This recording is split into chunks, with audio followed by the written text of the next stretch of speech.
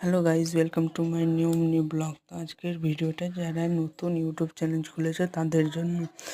যদি আমরা YouTube challenge start করি এবং 1 বছরের মধ্যে 1000 সাবস্ক্রাইবার এবং 4000 ওয়াচ টাইম কমপ্লিট না হলে তাহলে আমাদের চ্যালেঞ্জ কি হবে?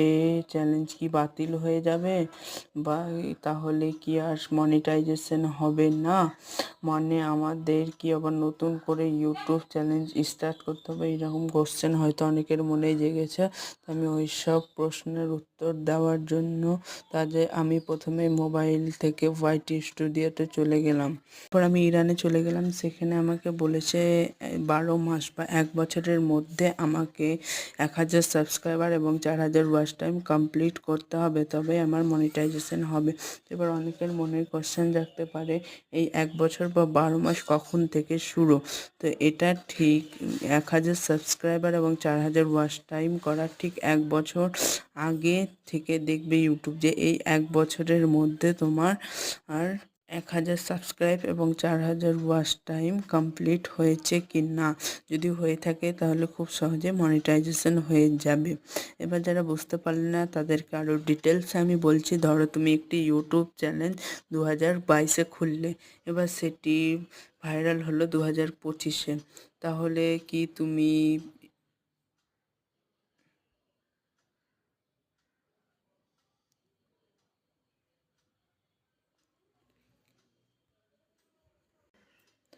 তোমার চ্যানেলটি মনিটাইজেশন হবে না?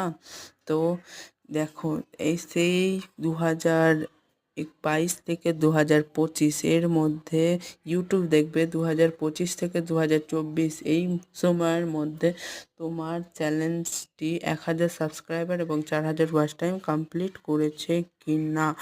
এইটুকু সময় ইউটিউব দেখে, এখানেই তোমার সেই সময়টি গণনা করা থাকে। তাহলে তুমি ইউটিউব চ্যানেল যবেই খুলে থাকো না কেন, তোমার ইউটিউব চ্যালেঞ্জে 1000 সাবস্ক্রাইব এবং 4000 ওয়াচ টাইম পূর্ণ হয়ে যাওয়ার পরেই ইউটিউব দেখবে যে তুমি এরপর কতটা সাবস্ক্রাইব এবং ওয়াচ টাইম কমপ্লিট করবে।